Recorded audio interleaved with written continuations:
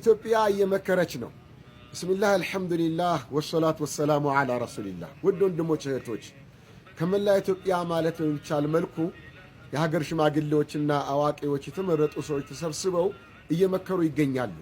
ይህ ምክክር ነገ ህገ መንግስት ሆኖ ሊወጣ ይችላል። እያንዳንዳችን ቤት ይገባል። እያንዳንዳችን የሚመለከት ጉዳይ ላይ ነው እየተመካከሩ ያሉት። እነዚህን ተመካካሪዎች በያልንበት ሆነን በዱዓ ልናገዛቸው ይገባል። የምክክር ሐሳብ በእስላም የተደገፈ ነው።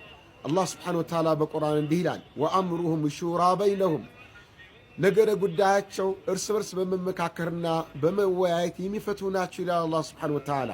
ታዲያ የተመካካሪዎች የተወያዮች ውይይትና ስምምነታቸው ኢትዮጵያንና ህዝቦቿን ከፈጠረው ከአላህ መመሪያ ጋር የማይጋጭና የሚስማማ የሆነ ሐሳብ ላይ ተመካክረው እንዲስማሙ የእያንዳንዳችን ጠንካራ ዱዓ ያስፈልጋል።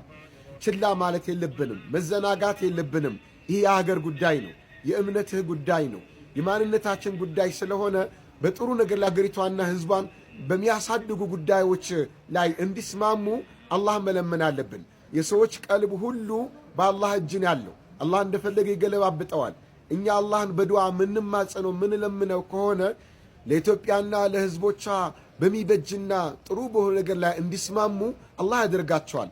እያንዳንዳችን በያለንበት ዱዓ ማድረግ አለብን። ሱጁድ ላይ ሊሆን ይችላል፣ ሌሊት ተነስተን ሊሆን ይችላል፣ ሰላታችን መጨረሻ ላይ ሊሆን ይችላል፣ በአዛንና በኢቃማ ሊሆን ይችላል። ግን ችላ ማለት የለብንም። የአላህ ውዴታ ወዳለበት ነገር ላይ እንዲስማሙ እንዲያደርጋቸው ሁላችን በዱዓ እንወጥር እላለሁ።